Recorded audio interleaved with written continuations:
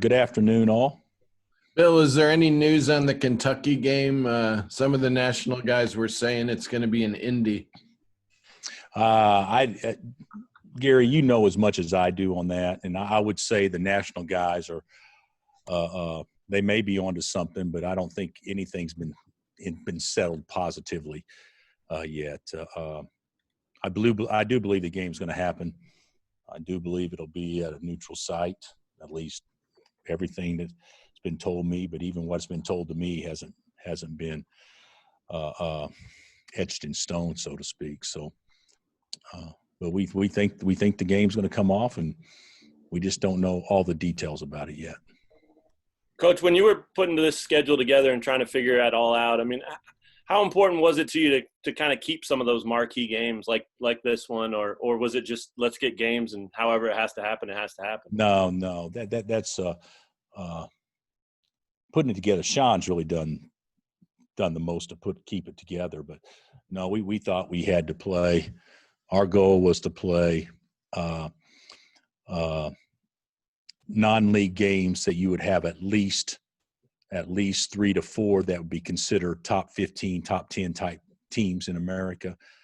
And then the rest of it, just try to get a schedule. So, our schedule's still not done. We haven't decided yet if we're going to play a 27th game or keep it at 26, because to play a 27th one, it'll certainly be trying to squeeze in something. And does the good outweigh the negative, potentially on playing another team and all the testing protocol and the contacts and all that stuff. So we haven't decided that yet or not, but Sean did a really good job of holding this thing together.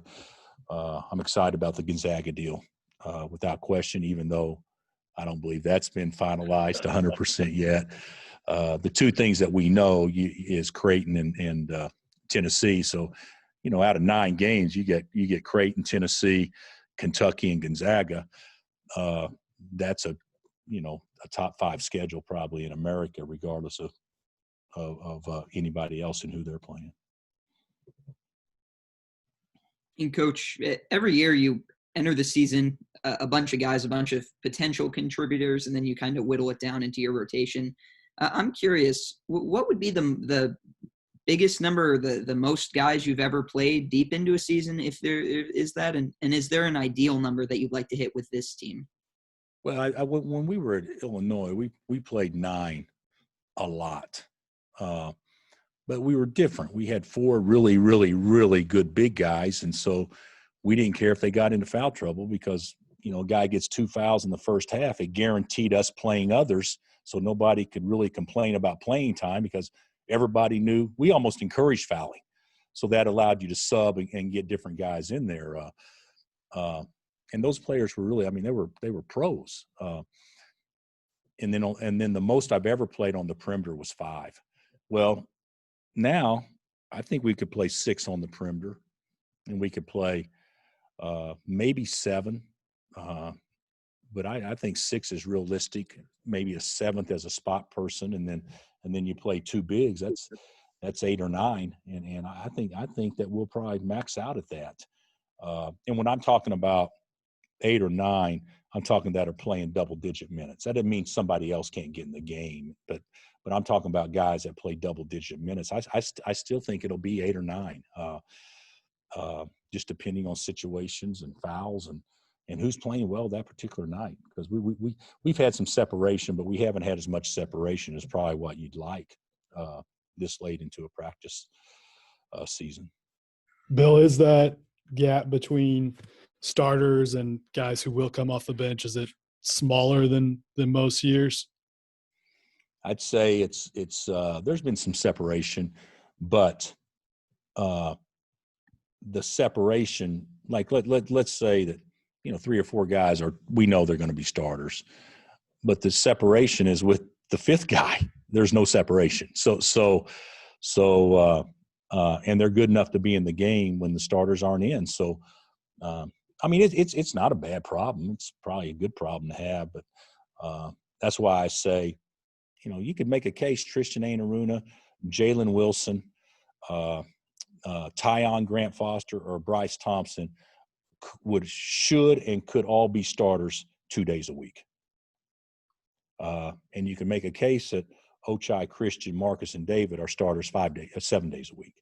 So, it's just, we don't know how it's all going to play out. Hey, Coach, how are you guys health-wise, and has Latrell been able to get on the court yet? He got on the court yesterday for the first time, half court. So I think that we're closer to being healthy, knock on wood. He actually looked very good, super competitive kid. I don't know if he'll be allowed to go up and down in the next couple of days, but just having him out there and getting back into a little bit of rhythm, I'm hopeful by the first of next week he can be close to 100%. And everybody else is out there other than Michael Jankovic. Coach, last year, Ochai got off to a little bit of a slow start. And I don't know how much you guys looked at that in the offseason, or he looked at it probably a lot. But did you spend any time looking at that and maybe ways he can avoid that this year, or is it just part of life, or what? You know what, Matt? I couldn't tell you if he got off to a good start or bad start, or I really couldn't. I know he made a couple of huge threes against Duke in the first game. But I don't remember his stats on the first game. What I have told him though, is the start of every game, he needs to be aggressive. He needs to be a guy because I think he can get confidence so much by seeing some good things happen, or I think he can just kind of be a blend-in guy.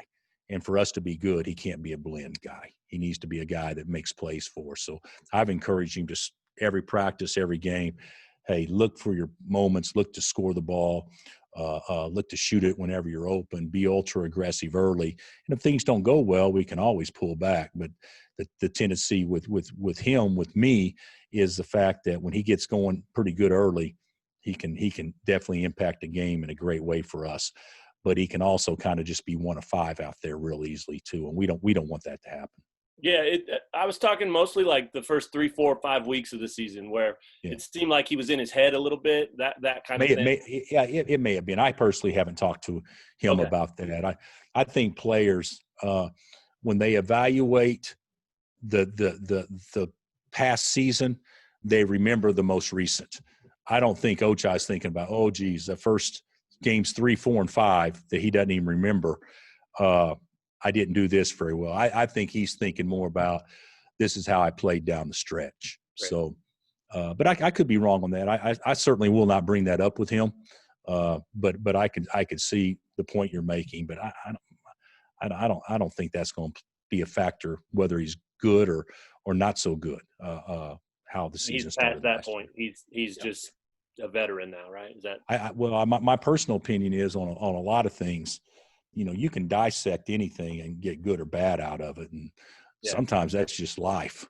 Maybe he had a cold. Maybe he just played like crap. Maybe every shot was in and out. I don't know. And I'm not going to go back and dissect that. Bill, what has impressed you about Christian? Well, up until yesterday, he has shot the ball unbelievably well. Okay. But 1 of 13 in scrimmage situations yesterday from 3 doesn't do a lot to keep one excited about how well he was shooting it. And certainly we talked about that yesterday. But no, he's been good. He shot it good. He's aggressive. He's really improved, guys. He's really improved. But the bottom line is, for us, not so much as Isaiah, but he needs to be able to make shots for us, because you're going to have to guard him, and when you guard him, it stretches it and creates passing lanes and driving lanes, and so he's very important for him to have him out there. And as of right now, offensively, do you see him as a complementary piece, like you said, make open shots, or is he somebody that you might have to run some plays for or create shots for? I think the latter more so. Guys, we'll have some different things that we go to, but I really could care less who scores on this team. It's not like we got to get Devon shots and Doak touches. It's or Svi shots and Devontae shots. So what we got to do? We just need to play and let the open man, basically take what he's given. And even though I think that we can do that with Christian to a point, but we need to be able to create as many looks for him as we can. And still yet, he's gotten better with the ball. He's gotten better driving it. He's a good player. I mean, he's a really good player. But as far as, I see this being a team where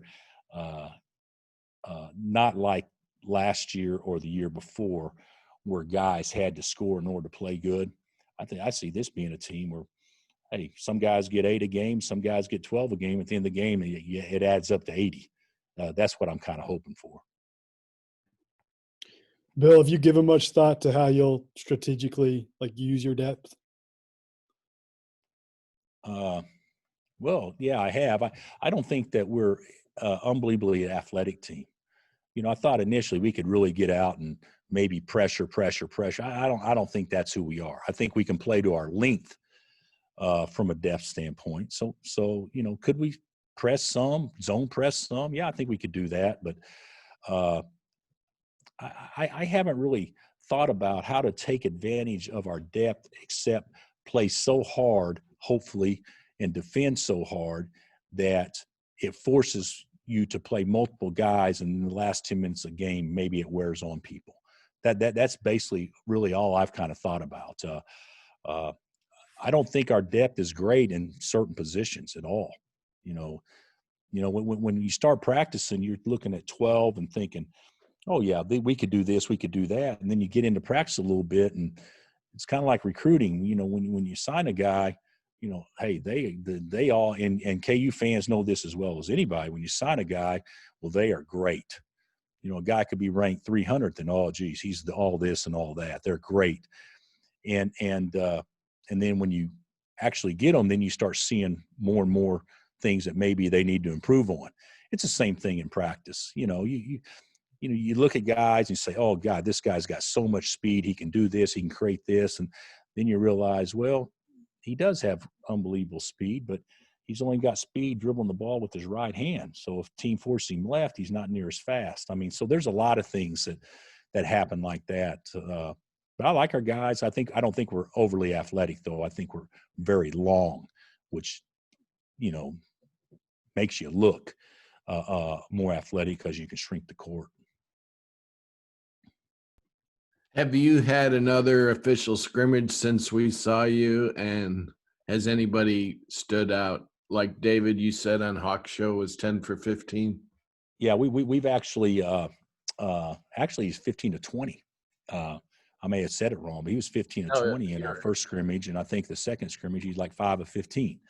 So we have official scrimmage may be a little strong, but we've had officials in the gym a couple of times, and I thought the second scrimmage was much better than the first, but the production was so much worse because I thought guys actually tried to guard in the second scrimmage. So, but yeah, it's a different guy every day right now, Gary. But what we're trying to do, we're trying to hold as many scrimmage situations with officials, because we obviously don't have exhibition games or scrimmages as we possibly can, over the next 2.5 weeks. So we'll scrimmage at least twice a week from this point forward.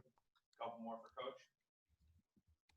Hey, it sounds like you're kind of anticipating having a really balanced approach offensively. I mean, is there any guy who's maybe a go-to scorer, or is it more of a team approach this year? I would say, from what I've seen so far, I would say David would be the guy that you would think would have to score points on a daily basis, just because he's our big guy, and we've always played through our bigs, and he's going to get touches. So I would say that. I would say whoever's playing in that pivot spot probably has the best chance to score points, because we're going to try to make sure he gets touches. You could also say Marcus, because the ball's always in his hands, but Marcus is probably a better creator and enjoys doing that more than he does actually scoring the ball himself or finishing the plays himself. So I see it by committee. I really do. I really do. Hey, we talked a lot a couple weeks ago, or a couple months ago even, about just you not wanting to push these guys too hard because of what a weird year it's been, and how they hadn't been home, or they had been home and then they came back. Where are you at now with the next 2-3 weeks leading up to the season? Is there a timeline for, hey, we'll really turn it up this day, or a week out? Oh or yeah. anything Oh no, like no, no. That's been happening, Matt. There's certain days that we get turned up, and Okay. then there's certain days we back off. Like today will not be a turned up day. Yeah. Because we were turned up yesterday, and we're going to scrimmage tomorrow. But today we'll hopefully get more done and more in than we have the other days, because the way I like to do it, when on days we're turned up, I don't like those to be my teaching days. Right. I want to be turned up from minute one for 2 hours. And the days that are teaching days, I'm fine with being teaching from minute 1 to 2 hours. So, but no, we've turned it up. Our guys are in good shape. We put pressure on them in that way. But the way the rules are now, where you got to give kids a minimum of 2 days off a week in order to get your 12 days off out of the 42 days prior to your first game. So, it's not too hard for anybody, to be real candid with you, because you're practicing 3 off 1 or practicing 2 off 1. All right. Thanks, everybody. Thanks, Coach. See you guys. See ya.